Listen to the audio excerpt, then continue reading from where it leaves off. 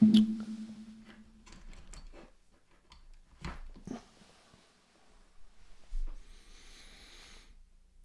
morning, everyone.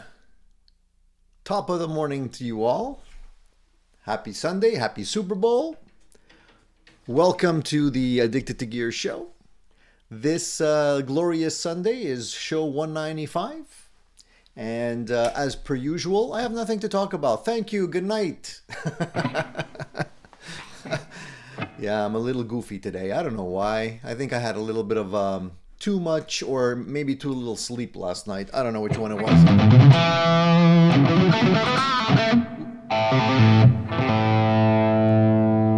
Little too hot on this guy.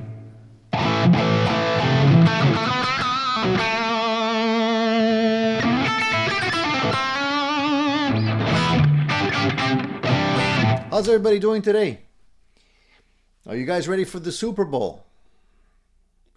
Are you guys more into the Super Bowl than playing guitar and gear today?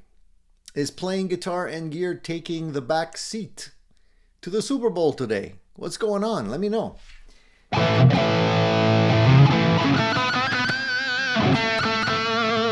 don't know if this is... I don't know if the guitar is at the same level as my vocals, because here I hear it very low in my headphones for whatever reason. I don't know if you guys hear it better on your end. Anyways, so good morning to everyone. I hope you guys are ready for another Addicted to Gear show today. Today we have a few things lined up in terms of what we want to talk about. I hope you guys have the are into the mood and you want to talk about gear today, because I know a lot of people on Sundays, what ends up happening is they're so worn out by the rest of the week that when Sunday comes along, they're like, they're done. They're basically, they just want to crash and relax. So I hope you guys have a little energy left over for me today, and hopefully we'll make it interesting. So good morning to everyone, and for those of you that are new to the channel, we've been doing this live show 195 times so far, and hopefully we'll continue to do so every Sunday, usually around this time, 10:30 a.m. or 10, but usually 10:30 lately is the time slot when I go live.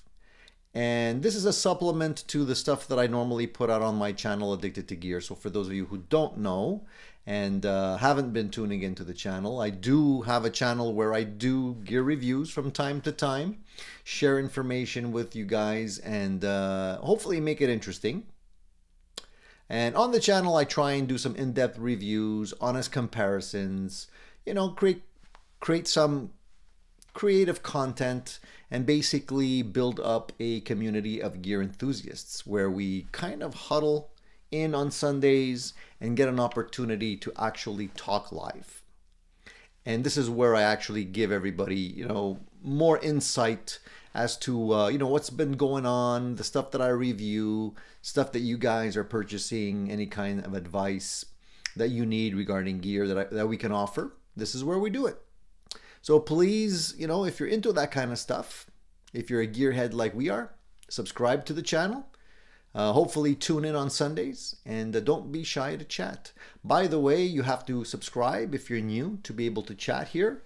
So please subscribe. We're trying to grow our channel and our viewership, and that's the only way we can do it.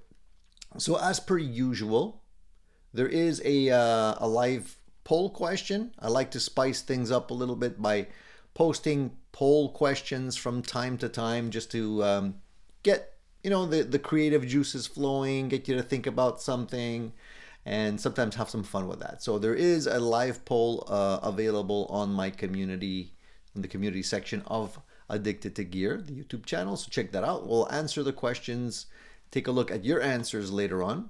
If you haven't already done so, please just take a few moments to check what the poll question is for today. All right, let's say good morning to the boys or girls, mostly boys. You never know.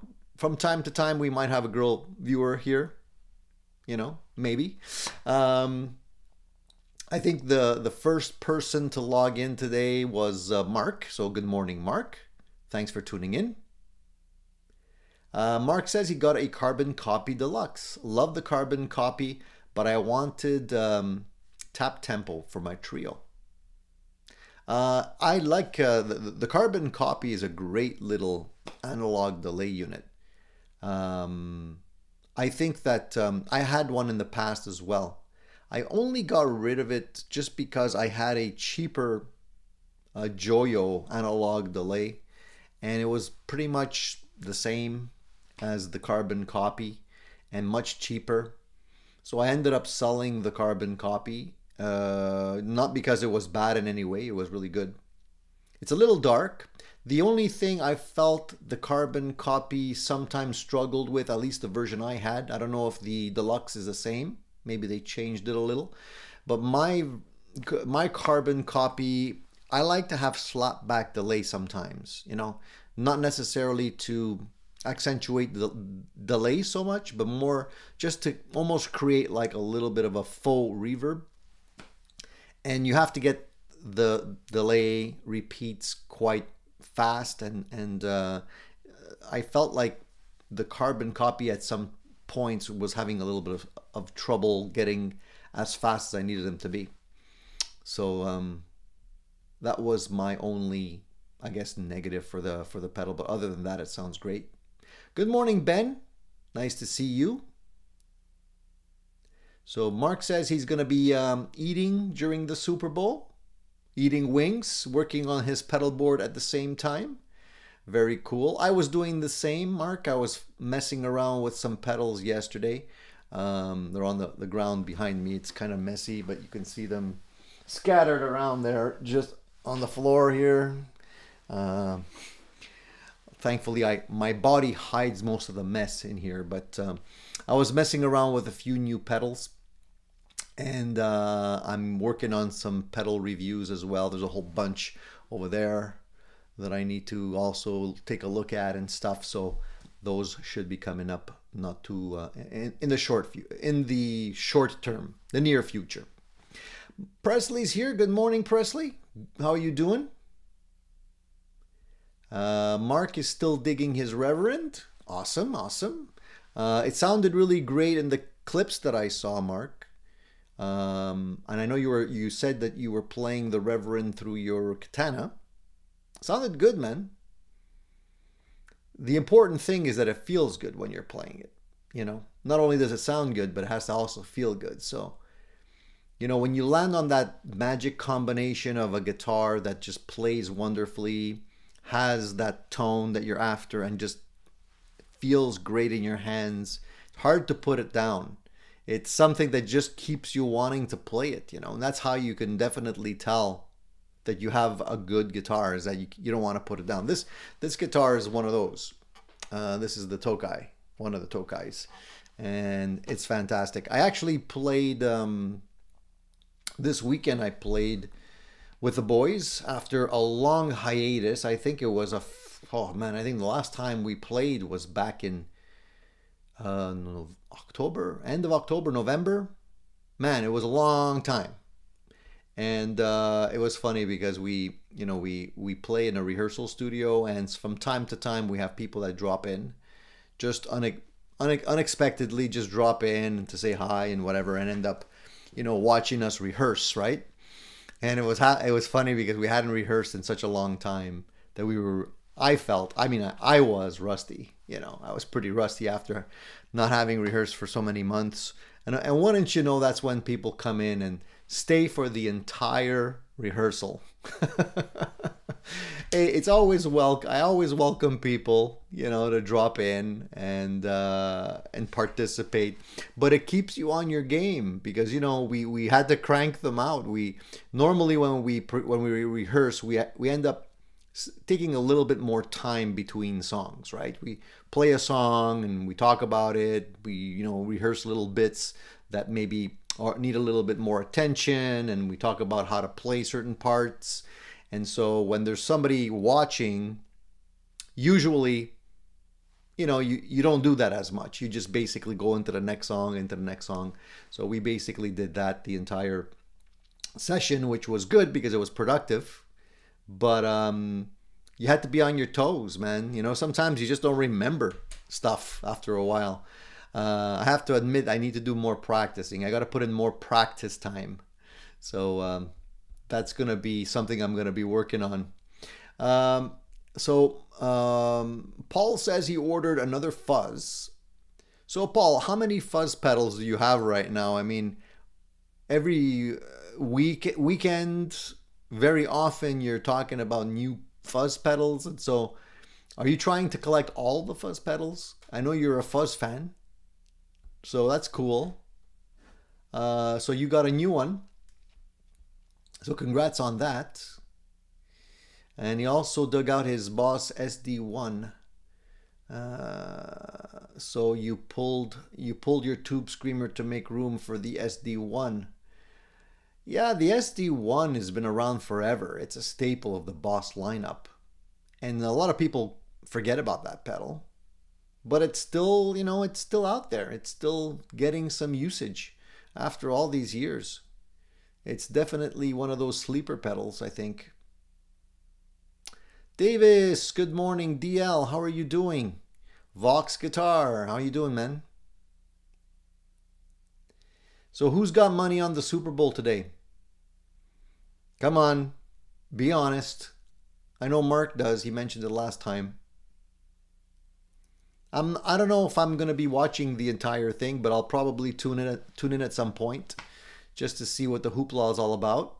I'm not a huge football fan, but you know, when Super Bowl comes around, you have to kind of jump into the excitement, and I probably will do the same and just, you know, see who's in the lead, see what's going on.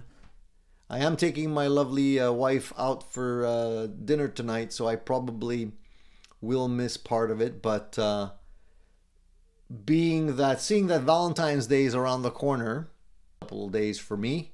I have some people coming over and staying with us for a while and stuff. So we're gonna be. I figured let's get the Valentine's Day festivities out of the way early because nobody wants to go to a restaurant during Valentine's Day. It's the worst thing you can ever do. So do it ahead of time. Mind you, most people will probably doing the same thing today anyway. So you know, you're damned if you do, you're damned if you don't. But looking forward to it, and hopefully it won't be too crowded, being that it's Super Bowl. Most people will probably be at home today, so that'll be a good thing. Let's see now. Dan of New Jersey is here. Vox is here. Presley's here. DL, we mentioned already.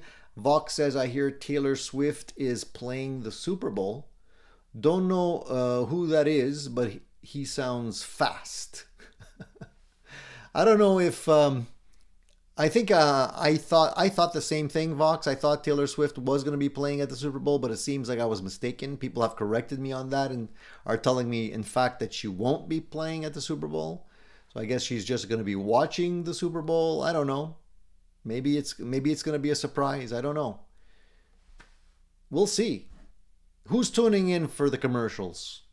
Commercials are always a fun thing to watch during the Super Bowl, right? A lot of money going down. I wonder if there's going to be any guitar companies doing commercials during the Super Bowl. Probably not. I don't think so, right? Probably a lot of beer companies, a lot of car companies. What else? What usually goes down on the Super Bowl? Mostly beer, I would say, right? All right, so Davis says rehearsal at 10 this morning and then the Super Bowl. Wow, you got a busy day, man. Back to back. 10 o'clock is early, dude. Are your fingers moving around that early in the morning? I know my fingers don't usually move that well in the morning. Steven, nice to see you, buddy. How are you doing? Profile Productions, good morning to you too. Vox says, how's your point-to-point amp coming along? It's coming along. I haven't been working on it much, I have to admit. I'm falling behind on that, but I'm so close. I'm just final stretch, guys. I think I'm gonna be like, to be honest, I haven't touched it since the last time I mentioned it. It's been a couple of weeks. I haven't actually laid a finger on it yet. I gotta be in the mood, because you know you're not going to be working on it for a couple of minutes. When you jump in, you're probably going to jump in for a couple hours. So I want to be psyched up and ready to go. I want to have a clear mind. I want to have no interruptions.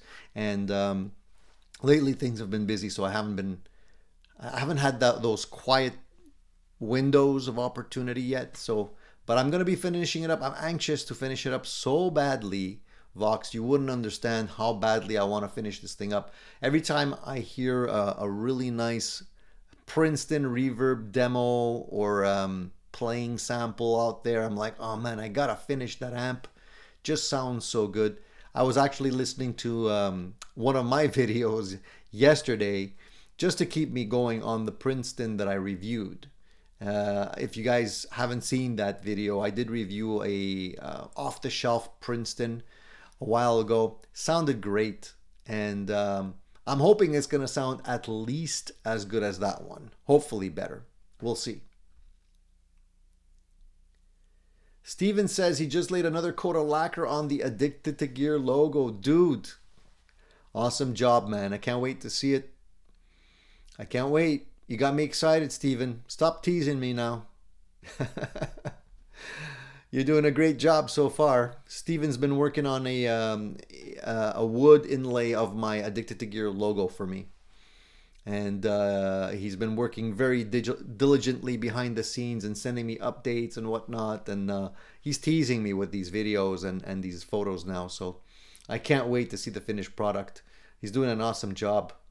If anybody needs any inlay work, man, Steven's the guy to go to. Seems like he knows his stuff. So that's great. I can't wait. Cool Tune says, hey everyone, cheers. Profile Production says, I have practice today, so I'll hang for a little. Good, man. Hey, I appreciate the fact that you're practicing and you put practice first. That's great, man. I got to do more of that.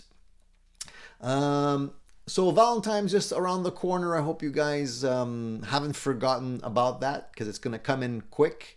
And hopefully you guys have something up your sleeves to, woo the wives or the girlfriends or, the better half. I don't know if any of you have any, if you go all out in terms of Valentine's Day with gifts and chocolates and flowers and dinner and all that kind of stuff. But, it's always a good day to remember that, love, it's important, man. You gotta nurture that. You can't just assume that it'll take care of itself. If you guys have the opportunity to hit the like button, I would appreciate that as well. I always forget to mention that, but it does help, so please do, and always appreciate it. If you want to support the channel, you can always do that. You can subscribe to the channel, spread the word. You can do super chats if you wish. Every little bit helps. And I do appreciate that, so please do.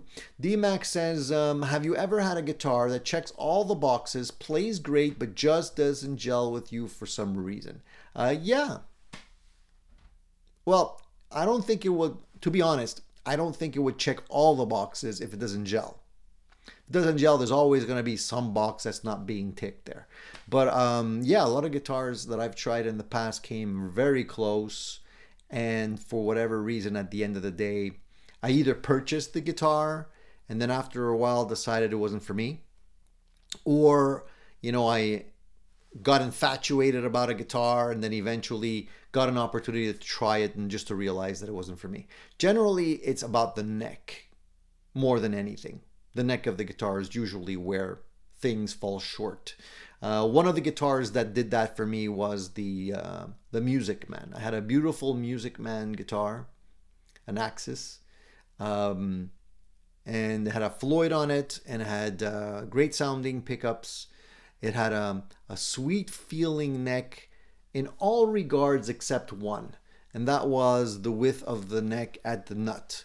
The neck profile, the way it felt, it was an asymmetrical neck, which felt really nice.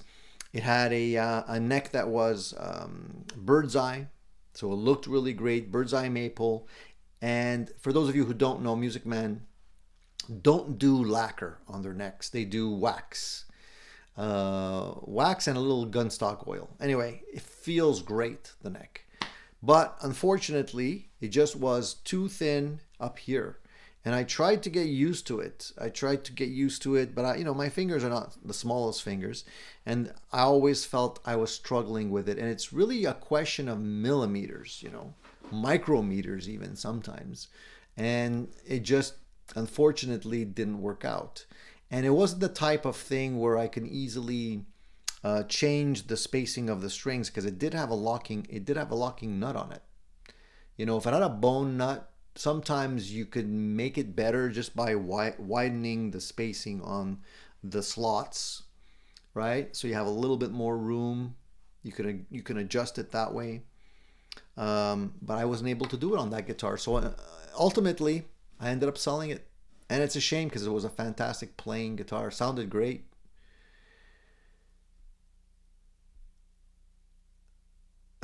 Vox says, my wife just said, yay, Tony's on this morning.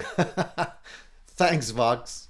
Hey, man, any kind of support I can get, even if it's secondary support, behind the scenes support, I appreciate it. Good morning, St. Brando. How you doing? Hope everything's good on your end. Presley saying hi to everybody there with the, keep on rocking sign emoji.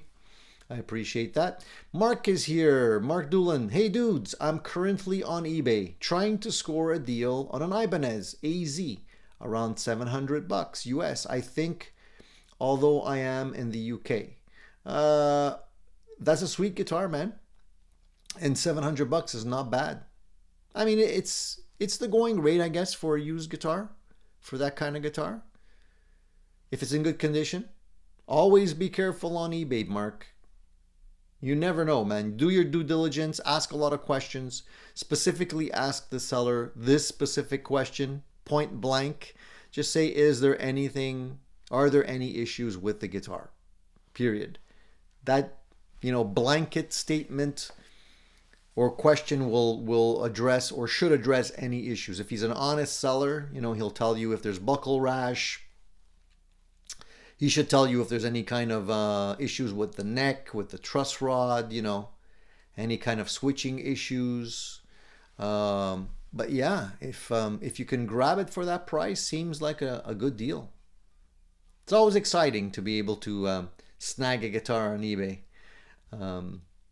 It's exciting and stressful at the same time, because you never know what you're going to get at the end of the day. Yeah, Mark says carbon copy is nice and warm compared to digital delays. Yes, it is. It's definitely a warmer, darker sound.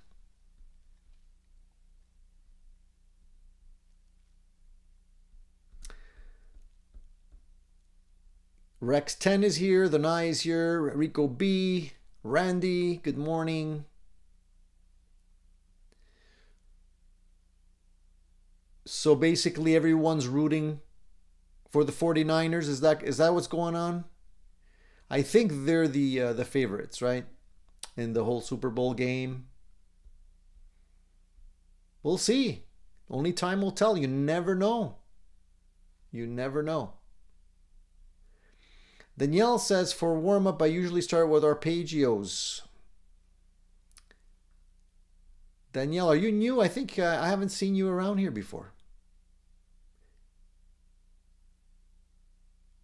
Zach is here. Steven says, good morning. Hanging in there at this end. Good for you, Mark. Steven, hanging in is all we can do, buddy. Day by day. Eddie wants to know, does a maple neck need a finish, or can it be bare wood? Wormuth says it needs a finish. I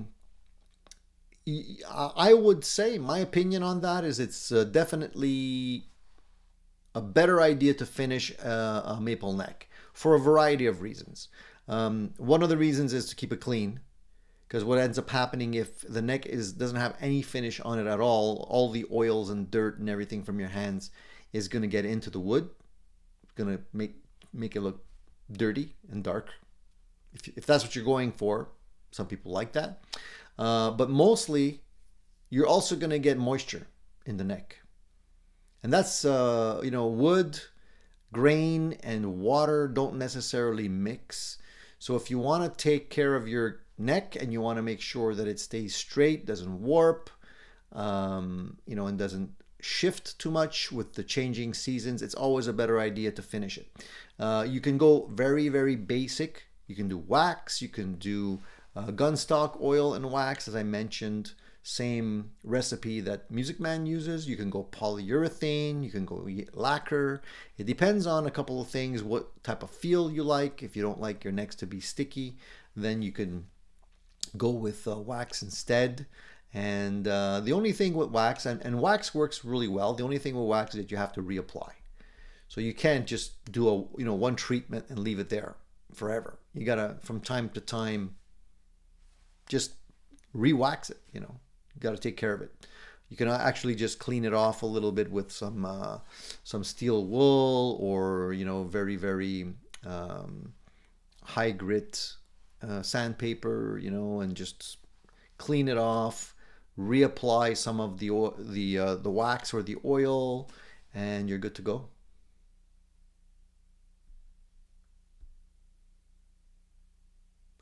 John Torres, good morning, dear Tony. Watching you here from Peru, as usually. I do every Sunday. John, I appreciate that, man. All the way in Peru. How's the weather there? I'm sure it's great. Much better than what we're doing here. Honestly, I have no doubt the weather's better in Peru.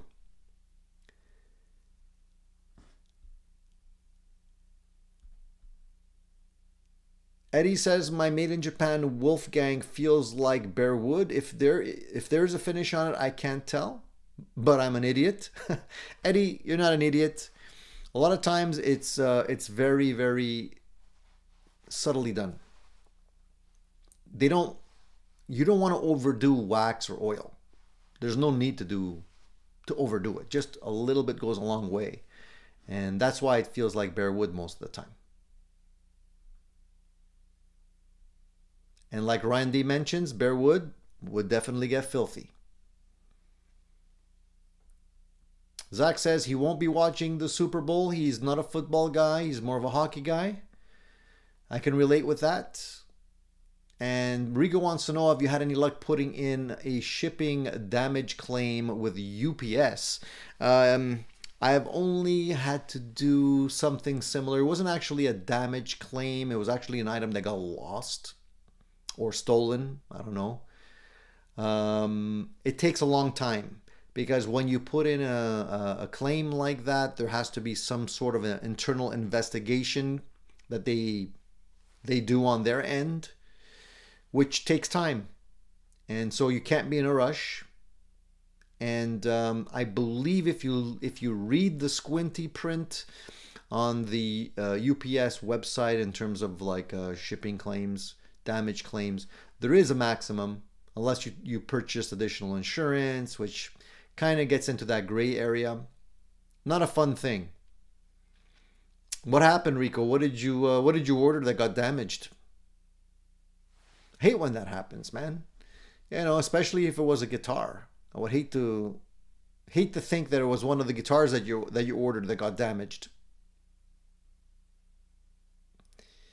Vox says he might go see the Johnny Cash Experience at the casino in March.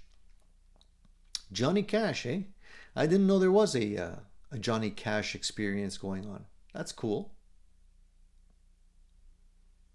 Has anybody gone to see the new the Queen IMAX movie? I don't know if this is something that's happening in your area, but here they're at the IMAX, they're showing Queen, and I think it's, if I'm not mistaken, that movie was shot here in my city, Montreal, back in the day. Anyway, they remastered it. It's high definition, IMAX quality, great sound. I wanted to actually go see that. I actually watched it on YouTube, because it is available on YouTube as well. So I watched the majority of it on YouTube because I'm cheap that way. But obviously you lose the impact of the whole, you know, grandiose IMAX thing with the great sound. Makes you feel like you're there, you know. So if it's still playing, that's something I would probably like to catch. Dan says, hey, all you gearheads out there, this means you too, Tony. Hey, Dan. Nice to see you, man. So Green Rumor says that he went to the Government Mule concert in Seattle. Small venue, great show. Yeah, man. Awesome. Awesome. They never come here. I never get an opportunity to get to go see Government Mule. The good news is that the Black Crows are coming. So I don't know if I should go to that show. I'd love to. However, I watched a couple of videos, recent shows that they're doing now on this tour. They do look a little tired, I'm gonna say. I was a little disappointed actually when I saw some of the video clips because they seem to be, I don't know, slowing down a little bit. Is it just me? I mean, I don't blame them after all these years, and it can't be easy to tour again. But I'd love to go see them. DMAX says, yeah, they got a famous live show from the Forum in Montreal, 1981-ish, I think. Yeah, that pretty much that period. Exactly, DMAC, yeah. So it's, a little bit of a historic film for people that are living in Montreal. Shane, good morning. Nice to see you. So who else is going to be catching some cool concerts in the near future? A friend of mine is lucky enough to be in Las Vegas with all the Super Bowl hoopla, and he's going to get an opportunity to go to the Sphere to watch U2. So I'm jealous. He's definitely at the right place for that party atmosphere, and he's gonna even get an opportunity to see U2 while he's there in the Sphere. I would love to watch a show in the Sphere. I don't care who it is. It doesn't have to be U2, but just to be able to see the technology behind that thing, it's crazy. Zach says, I have a few family members in the Montreal area. Cool, Zach. Very cool. We're getting raped here in Montreal with this whole Olympic Stadium fiasco. If you guys are not from here, you probably won't understand what I'm about to say, but we have a huge stadium that was built in '67 for the Olympics. And we've been paying for this stupid monstrosity ever since. And what's happening is every so often, it was meant to have a retractable roof, this thing, right? And what ends up happening is that they installed various versions of this roof throughout the years, and it never works. You can never retract it. It's always broken, and we always pay too much money for this thing. And now it's coming around again. Now they want to spend, the estimate is, I think, $700 to $800 million to fix up this thing. And first of all, the estimates are always wrong. If they say 800, it ends up being, $1 billion and change. With that kind of money, we can probably, we can probably build our own sphere here. And every time somebody floats the idea to tear it down because it's actually not being used for anything, on top of that, just money down the drain. And we've been paying for this thing ever since. And it's like people are fed up. And they're doing it again. I can't believe it, Vox knows what I'm talking about. The big O. Yeah, OWE, exactly. How many times are we going to have to be bamboozled? I don't know whose cousin is making money from these deals, but somebody's definitely getting greased to be able to put that kind of money. They're saying it would take like over $1 billion or $2 billion to tear this thing down. Dude, come on, I know some people. They can take it down for way less than that. Come on, Anyway, that's neither here nor there. Doesn't have anything to do with what we're talking about here. Let's get back on track. Talk about gear, because otherwise, you guys are going to lose interest in this show. Eddie, you don't have to tell me about it, man. Yeah, exactly. Don't even go there, Eddie. Anyway, so my friend is actually taking advantage and going to see U2 in the Sphere, which I think is going to be an awesome show. It's, if you have like vertigo or you get dizzy quick with all those visuals and stuff, it must be like stunning. At the same time, a little bit stressful maybe to be in a room where everything's moving like that. But it should, I'm sure it's cool. Anyways, I told him to get back to me and let me know how it went and how he liked it. I'm sure it's great, and I'm sure the tickets are not cheap either. The thing that I heard recently also about U2 is that the Edge, the guitarist, he's no longer using live amps apparently. Another one to jump, to jump to the digital side, I think. From what I understand, and I don't know if this is just a promotional stint or what, but people are saying that he's using the UAFX pedals instead of his amps, which got me like looking at that and wondering whether or not those pedals are any good, because I haven't actually taken too much interest in those pedals, but they have been talking about them recently. So I took a look at the website, and they do have some really nice pedals there. They have some. Let me share my screen so we can both see this at the same time here. So looky who's on the cover here. Our good friend Phil X. So he's advertising them as well, promoting them as well. I gotta accept these cookies here. I hate when that happens. So they have a few of these pedals, which are basically emulations, right? So they have a new one called the Lion 68, which is basically a super lead in a box. They have a few different ones. So if you go here to Guitar Gear and you look at their pedals, these pedals here, there you can see that they have the Ruby, the Woodrow, and the Dream. The Ruby, I think, is a Vox. The Dream is a Fender kind of deluxe pedal here, and the Woodrow, I think it's a Tweed. So I've seen these advertised quite a bit, but I didn't know they had the Lion also. This one here, it's brand new. So I'm a Marshall guy, right? So that's one that I'm interested in. So when I went to the page to look, the demo sounds good.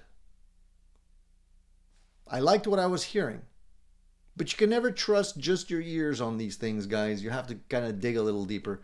So what I did was I looked here, and I looked for the customer reviews. There's only 9. And I clicked on that, and the reviews don't seem to be stellar. As you can see from what we're looking at here, 2 stars. This one gets 5 stars, 4 stars, 2. But then you get a lot of these 1 star. 1, 1, 5, 5, 5. So I don't know who to believe. It's almost like it's both ends of the spectrum. But this guy says Bluetooth doesn't work, because these pedals, I think, work through Bluetooth connectivity. I tend to look at the negative reviews first. So this one says, the Lion 68 and issues has potential to sound great, to get the hint of a Marshall style of an amp, but ghost notes almost sound like a ring generator in the background. Makes it pretty much unusable for me. The firmware update potentially fixes this, and the only way to upgrade it is through the UA Connect. However, UA Connect is buggy. So he doesn't seem to be like a happy camper with this one. This one says the pedal is beautiful and the sounds amazing, but the Bluetooth connection problems. The app does not manage Android if it is lower than version 13, and to connect it to the Windows PC, you must have at least Windows 10. So this is what I've been saying all along with these type of gear solutions. I like what they're trying to do, and I like the fact that people are saying it's sounding good, but you see where the issue is. The issue is with the connectivity part of it. So Bluetooth, the apps. This is why I kind of refuse to buy any kind of gear that is heavily dependent on an app. or a mobile phone, because the technology changes so quickly that you're going to be left with an expensive doorstop. You know, like I was looking at these pedals and they're like over $300 each, right? So they're not giving them away. So what happens when, you know, your phone is outdated? What happens when, you know, it's not going to be supported anymore because, you know, they've done updates. This is the thing. So if they would come up with a better way of, you know, interfacing with these units where you don't have to rely on Bluetooth, I'd probably, you know, be a customer. I'd probably get one. So I don't know, man. It's like, has anybody purchased one of these? Is anybody currently using one of these?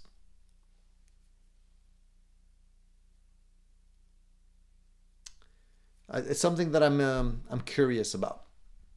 You can get lucky and I guess not have any issues if your phone is up to date, and you know, if you're using the right software and the right type of computer and all that kind of stuff. But you know, for that kind of money, you want it to be bulletproof, I would say.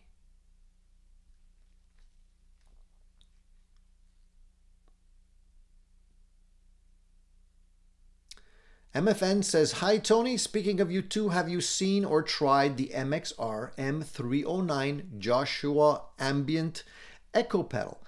I have seen it. It looks cool. I actually talked about it last week, I think it was. It looks like a cool pedal.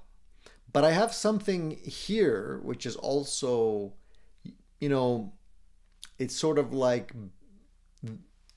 that typical edge delay type thing, which is a lot less expensive, that I've been having a lot of fun with, and I want to do a review on that pedal for you guys as well, just to show you that there are options. The MXR M309 is not a cheap pedal, but it's very cool.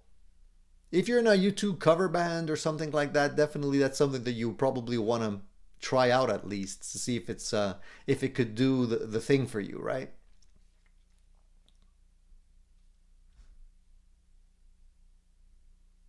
Eric says, I'm enjoying the amp build, looking forward to seeing the results. Yeah, me too, Eric. Hang in there, buddy. It should be coming soon.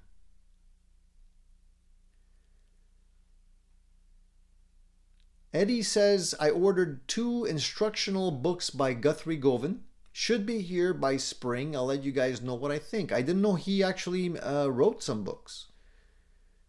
So what is it, like theory books, Eddie? Is it what kind of books are there?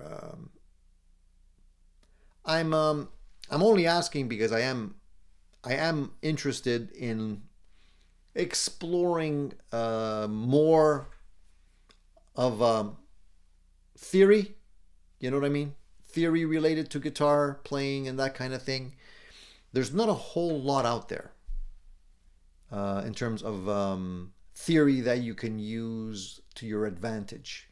That's free. You normally have to buy books or sign up for courses that are very expensive. And some of the free video lesson websites that are out there, like Fender Play, and you know, there's a whole bunch of other ones, Guitar Tricks, and a few other ones. I don't feel like they cover the theory aspect that well. They show a lot of videos. They give you a lot of video content that you can play along with. But in terms of like deep-rooted theory, you have to get books. You know, you either have to go through Guthrie's book. I didn't know he had one. It's good to see that he does. Rick Beato is always advertising his book on his channel.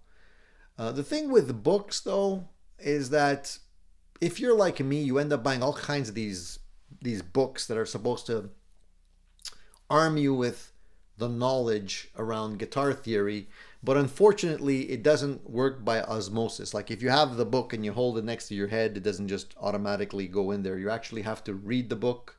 You actually have to put the time and effort, and this is where I usually fail because I get distracted. So I end up buying something like that with good intentions, but I don't always follow through. So this is why, in my opinion, it's better to have, maybe a good teacher, somebody that can show you the theory one-on-one, and just hammer it home, make sure you understand it. I might actually, if I have some extra time, eventually I might actually even sign up for some additional music lessons if I can find a decent guitar instructor in my area. They're not easy to find. And the ones that are good are usually on tour. And, if you're looking to get instructed by a musician and he's on tour, it's usually a good thing. It's a good sign.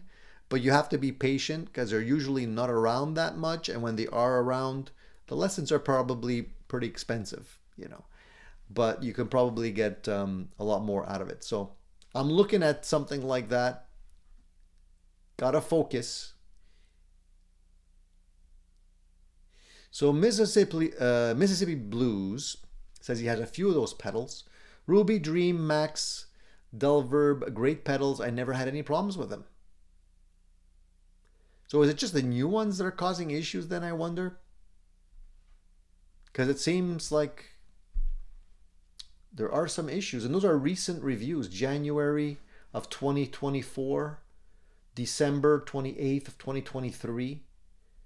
They're not that old.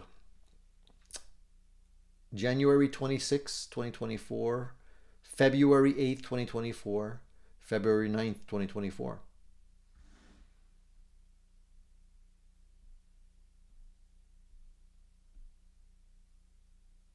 Dan of New Jersey says, Beato has videos on how to follow the book, but it's hard, at least for me. Theory's not easy, man. You have to, it's a type of thing where it's a linear progression to learning. It's hard to jump around with the theory. Like, you have to understand the basics before you can get to the more advanced stuff. If you get stuck somewhere along the line with the basics, you're kind of done. You're kind of like at a roadblock. And until somebody can explain it to you, or you can find additional resources to better understand where you're stuck, you can't advance. That's the thing. So if you buy a book and you want to teach yourself, you have to kind of supplement it with other materials.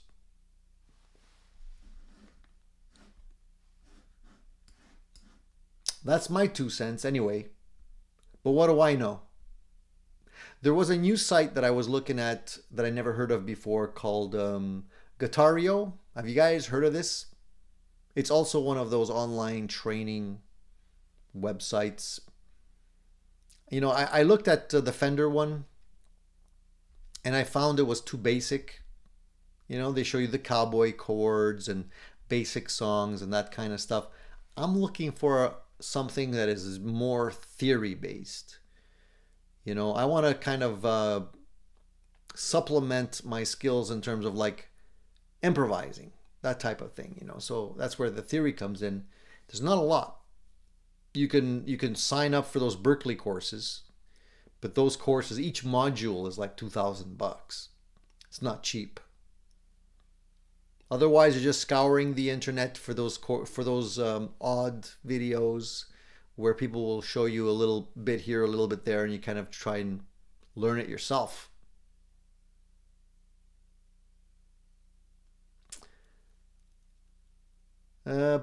Paul says, pedal of the week, new Joyo JF26. Tiny, huge fuzz, a serious good fuzz face for $40. And he has one on order. Paul, I'm not into fuzzes, man. I appreciate the tip, and maybe others here are into fuzzes, but I'm seriously not into fuzzes. If you can give me a tip for a really good drive pedal and a really good overdrive pedal that's not too expensive, I'm always into a good drive pedal. Fuzz, not so much. I don't play that kind of music as much. Yes, I have heard of Lick Library. Yep. I think I tried it for a while. Again, it's cool because they show you how to play specific things, specific parts of songs and all that kind of stuff. But again, I'm looking more at where I can get more instruction on theory.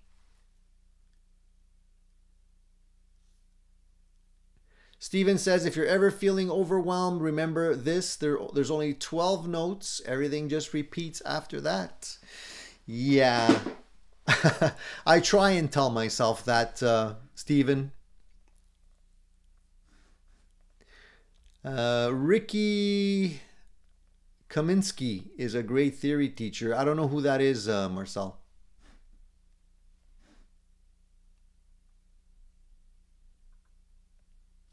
And Danielle says there's a lot of lessons on TrueFire now. If you have a good internet connection, the annual subscription may make sense, occasionally on sale. I would have to check it out again. I know that they're all supplementing their materials from time to time with additional content and whatnot. But I don't, I don't like to sign up for something where I don't at least have like a trial period. Because sometimes it looks really good. And then at the end of the day, you're like, oh man, it's like, I thought there'd be more, or I thought there'd be more variety. And at the end, there isn't. So.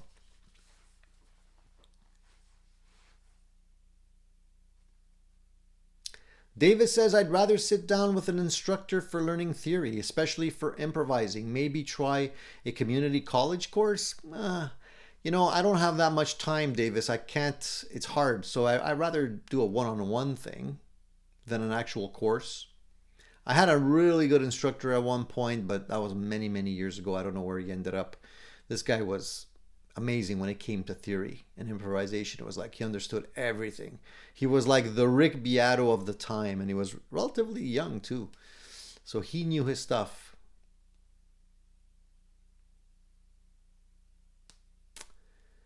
All right. Jamel says, Tony, what type of music do you play? Jamel, I usually play a little of everything. I'm partial to classic rock because I'm an older dude, so that was my time period. But I'll play newer stuff too. We play everything, really. Well, everything. I mean, I don't play much country, even though there's a couple of songs that are country inspired, I would say. But typically it's rock, pop.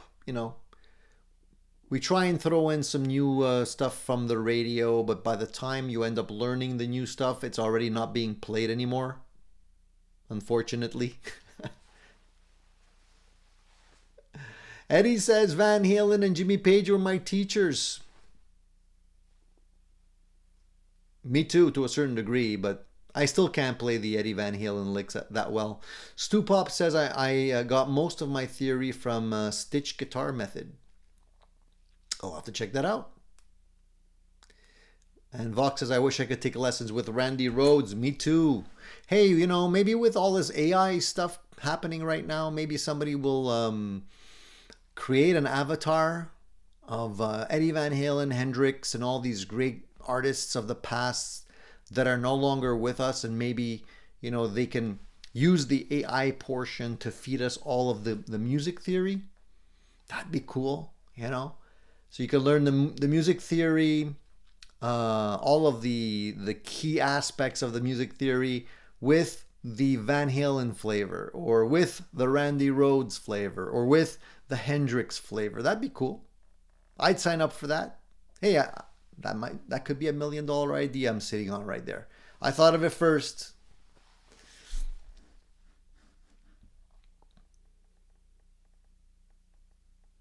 There's a lot of students, university music graduates that would be interested in teaching guitar. A lot of them do. But it's just a question of how do you find the good ones, How do you find the ones that you connect with? Because a lot of them might not be the ones, they might not have the style you're looking for, TrueFile, I've tried TrueFire too, Jamel. I've tried them before as well.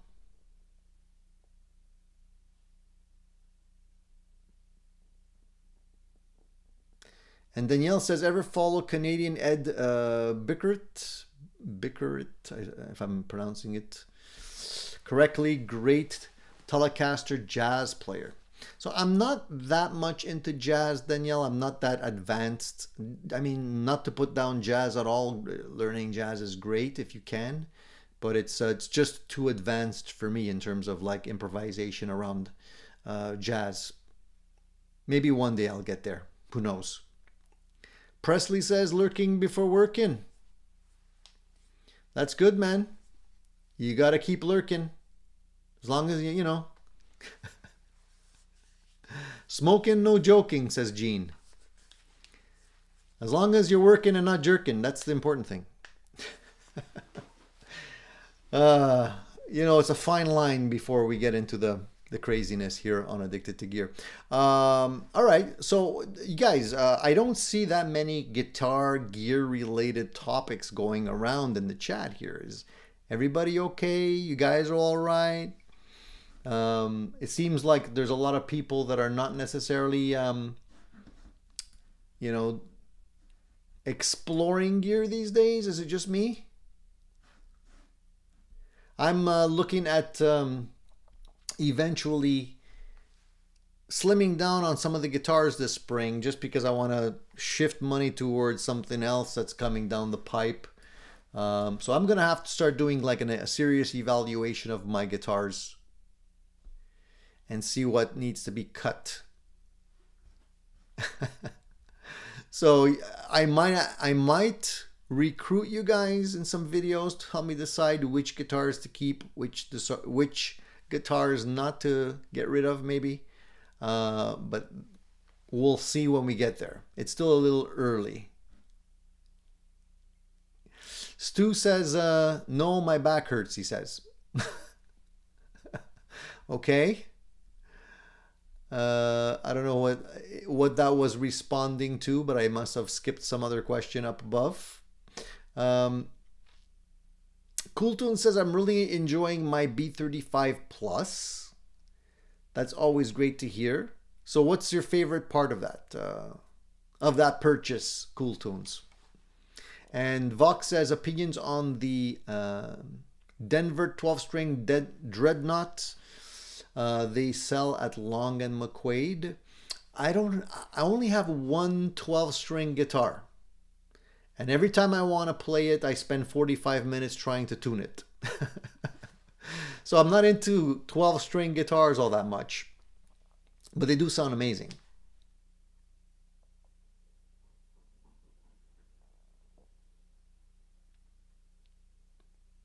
DL says, I got a used standard 50s Epiphone Les Paul gold top this week. I love the neck and pickups. Nice gold tops, man. Those are great. I love the look of a gold top. Jamel says, I love gear, but I've gotten tired of everything. And like you just said, Tony, I'm interested in slimming down the collection. You know, at a certain point, Jamel, I think you and I can probably agree that you want to take, you know, get rid of clutter, focus on the key instruments that you really do truly like to play and love and want to keep. Get rid of all the rest and focus on your playing technique, you know? Because nowadays, like playing with a whole bunch of different pedals and having the ability to try out new gear and stuff like that, I see that there is a physical barrier there. There's a glass ceiling to how far you can go with effects. You know, you can definitely improve your sound if that's what you're looking at doing, but I would say, like, before you end up spending $350 on a pedal, $400 on a pedal, you know, if you invest that kind of money on some lessons and actually, you know, spend time perfecting your technique and playing style, it'll probably be worth more than the cost of the pedal in the long term in terms of improving your tone, right? So that's the thing that sometimes you have to like remember at the back of your mind. It's not an easy thing to admit, guys, you know, and it hurts me to admit that myself too sometimes. But sometimes, you know, just improving your playing is a better investment than pedals sometimes. Cool Tune says, Tony, dump your Tokai. No. This one's not going anywhere. Neither is the other one. DMAX says, would you change a neck on a Telecaster from a 22 fret C to a 21 fret soft V, be practical, or should I just get a different guitar? Good question, actually, DMAC. I like those type of questions, because we're gonna have to think about that one for a second. So Telecaster guitars are pretty much identical, right? The body shape is, one Telecaster is pretty much identical to another Telecaster in terms of the body shape. The money aspect is always the neck. If you don't get along with the neck and you want to change that, the good thing is it's easy to do. If you really like everything else about that guitar, including the pickups in it, the bridge works well, the electronics are good, it might be worthwhile just changing the neck. I've done it with some of my guitars where I liked the guitar, but I didn't like the feel of the neck, changed the neck, and I kept the guitar. That's a great option. I mean, think of it this way. You could sell the neck that you don't like. With the money that you get from that, just upgrade the neck to one that you do like, and it's almost like having a brand new guitar. So I would say go for it, man, if you like the guitar. I mean, if there's other aspects of the guitar you don't like, then that's a different story. Vox says, I can take lessons or buy a looper pedal so I can hear my same mistakes over and over again. Well, that's one way to, I guess, wrap you on the knuckles when you make a mistake. If you have to listen to your mistake over and over again, it's kind of like the Chinese water torture, where it just grates on your nerves one loop at a time till you determine, maybe I should work on the technique. Mississippi Blues says, Tony, the new Eastman D'Ambrosio made in California looks cool, expensive though. There's a lot of cool Eastman pedals, a lot of cool Eastman guitars that are out, including some of their acoustic guitars look really nice as well. Expensive. I mean, what isn't these days, Mississippi Blues? Unfortunately, everything seems to be expensive, right? Prices still don't seem to be going down all that much, but I'm trying to stay optimistic that prices will be going down rather than up. Hey, just the other day, it was 46 years ago that Van Halen 1 came out. I don't know if you guys realize that, but we should celebrate that, man. Because that was a game changer, right? That was like a bomb went off when that album dropped. 46 years ago, man. Think about that. Makes me feel old. And ever since then, we've been all trying to get excitement back in rock and roll, Is it just me, or is like, a lot of the artists out there today, they seem to just be going through the motions. That was one thing that I really liked about Van Halen, was that when they were playing, it always seemed to me anyways, that they were having a blast. That they were on stage to have fun. And I look at some of the artists today and it's like, they're so serious and they're so like, it's almost like, is it over yet? Can we stop playing now? I gotta go home and like soak my feet because they're hurting. That type of thing, instead of like being out there just to have fun and entertain. That's one of the things about being an artist. It's not just about the music, right? It's also about the aura that you put out there, and that the energy you put out there during your live performances.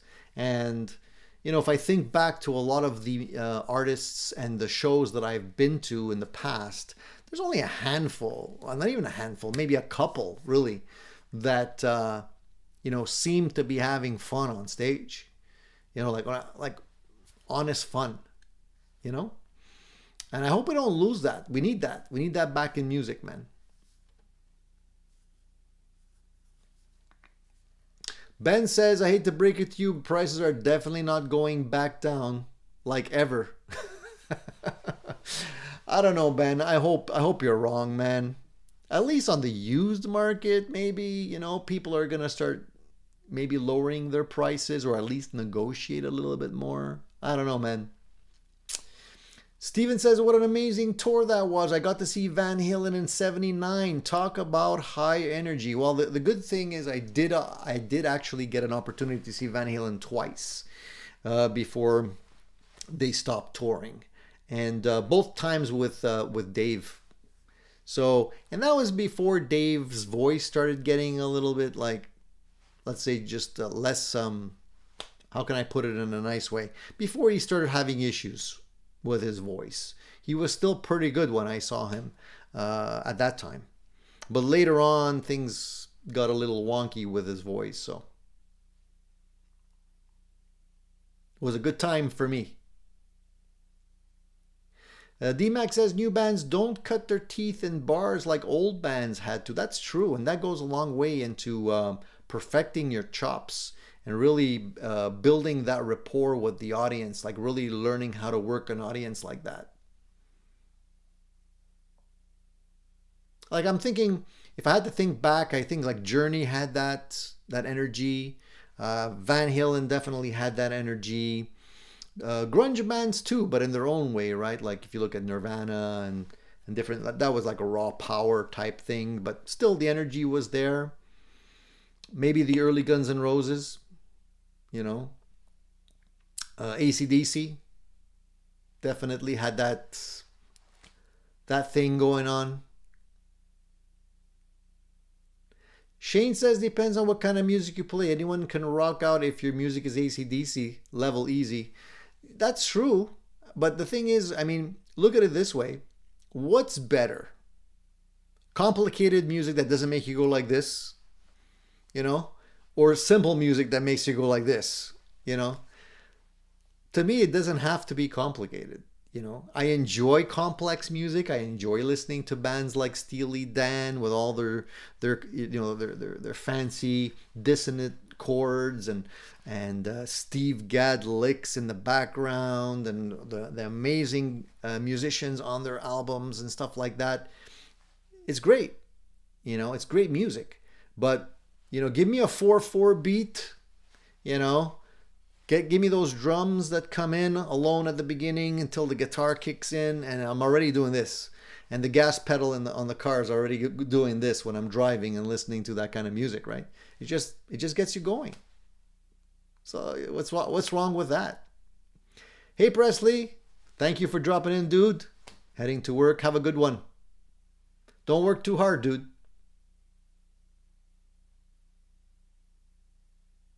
That's exactly it.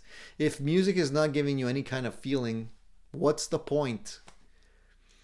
That's the whole thing about music. It's the extension of humans communicating without words per se. Like if you think of music on that level, yeah, there's words in terms of lyrics, but really it's an emotional connection more than anything, right? That's why when you listen to music that you heard when you were young, that really got you going when you were young, you almost remember exactly where you were when you heard that song for the first time, who you were with, what you were doing. You know, you could almost smell the smells, you know. It just gives you that immediate emotional connection. Shane says they don't play in bars because bars don't play anymore. Too many go and play for free.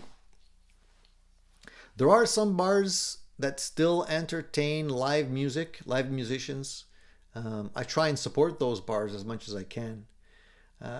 It's always great to see the people doing their thing, but it's not an easy thing anymore. I mean, let's face it, guys. The music industry, the music business has changed with live streaming, with internet, YouTube, streaming music.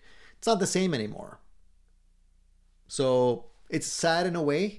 But it leads us nicely into the poll question that I had today. So let me see if you guys responded to the poll question, shall we? And I'll share that info with you. Let me just get to it here. And the poll question today was basically around the topic of music. Of course, it's going to be music related, but it's basically also a question of what you prefer more. So if you could time warp from where we are today, would you rather time warp 40 years back in time to listen and enjoy all of the music that we had earlier, all the great bands, classic rock, that type of thing? Or would you prefer to time warp ahead 40 years and see, you know, what's lurking in the future for us, because I think things will obviously evolve. And with all kinds of new technology, all kinds of new artificial intelligence and recording techniques, and possibly methods that will be developed to create new music in the future. So I'm asking that question basically to figure out, like, what do you guys prefer? Are you more optimistic about what happened in the past, or not optimistic, but are you more intrigued? Are you more attracted to the music of the past, or are you more intrigued about figuring out and seeing what's ahead of us? I have a feeling that question kind of is a loaded question, because it kind of will make me better understand the optimism related to music that's coming ahead of us right now. So if we look at the question and the answers, it's very, very blatantly clear to me that optimism for the music ahead of us is not that great, because only 12% of you opted to go forward in time 40 years and see what kind of music will be developed. And 88% of you said 40 years back. All the great music was created back then. So, yeah, that's it's a little bit sad in a way. Wouldn't you say? I don't know. What's your opinion on that? I'm curious to see some of the comments here, so I'm going to read a couple. So somebody says the 60s and 70s cannot beat it. Need to go more than 40 years back. I'd still miss Led Zeppelin. I'd like to check out the future to see if we're headed in the right direction.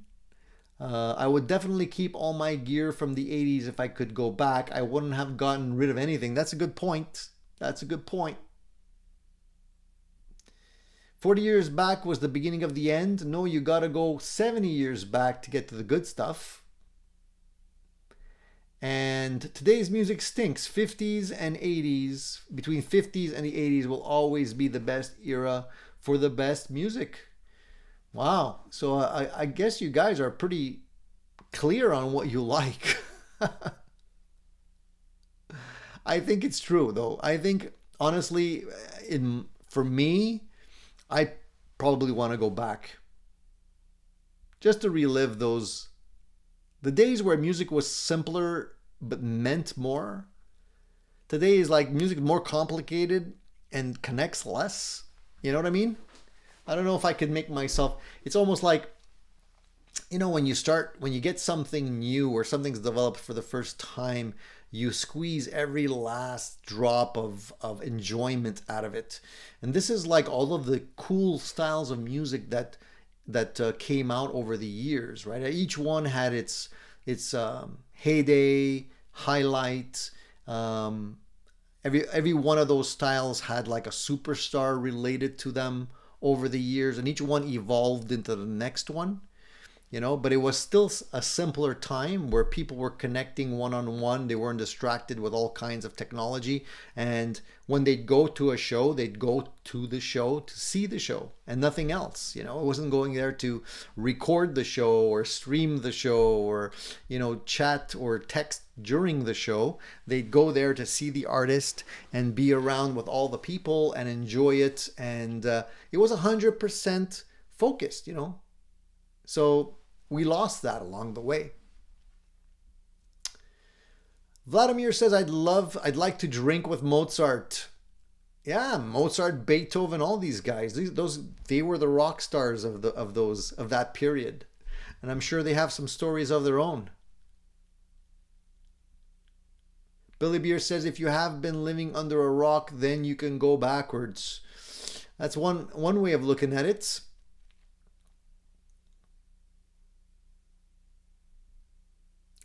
What else here? And Shane says, I don't know, lots of crappy music, 80s music, Poison, Warrant. All of the eras had crappy music too, if we want to break it down. It wasn't all great.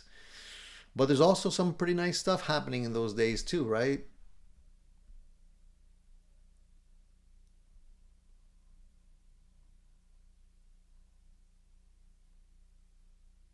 Randy says 40 years back. It's like retaking a test that I wanted to pass. Well, look at it this way. If you can go back with the knowledge that we have today, you know, in terms of the impact that certain artists had on us over time and which ones actually stood the test of time, maybe if we'd go back 40 years and had a redo, we can definitely, you know, focus in on those amazing artists that we didn't have an opportunity to see or enjoy as much, you know. Just go in and spend more time on those particular artists. That would be cool. You know, I never had an opportunity to go to a Led Zeppelin concert. You know, I definitely try and go out of my way to go to one of those as much as possible. You know, Van Halen in his heyday, when they were playing the small clubs and whatnot, be awesome to go there and check them out when they're doing that. You know, it's crazy stuff, man. Unfortunately, you can't do it because there is no past. There is no future. It's just today, guys. That's all we got. The rest is just smoke and mirrors, you know. So enjoy the moment that you have now. D-Max says Rival Sons are a really good live too. Yeah, and another band that I want to see. And I haven't had the opportunity to do so yet.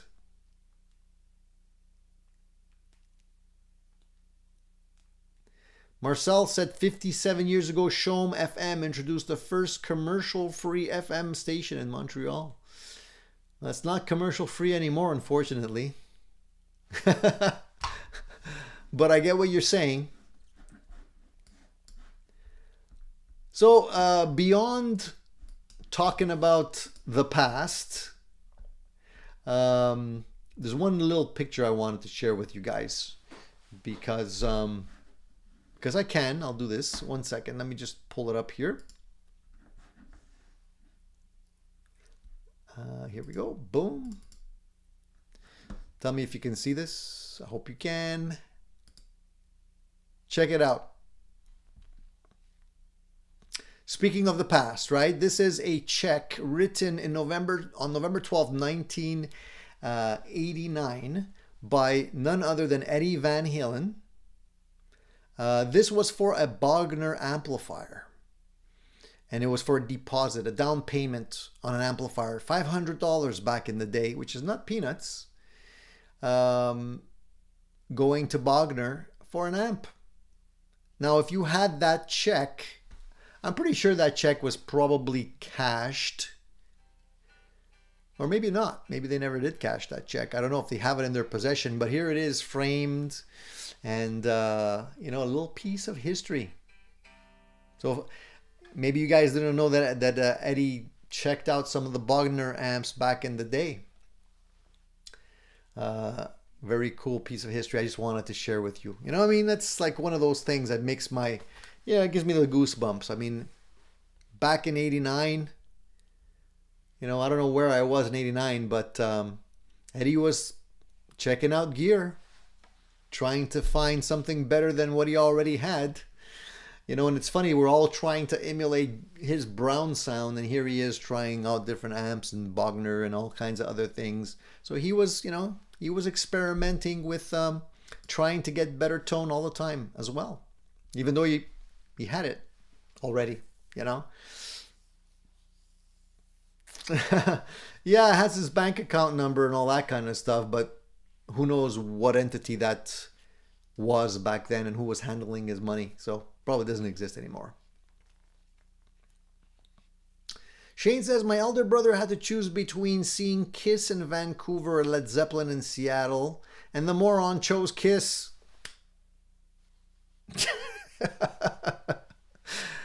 What are you going to do? Shane, what are you going to do? Anyways, it's funny. You know, this is why sometimes a do-over would be well worth it, I would say.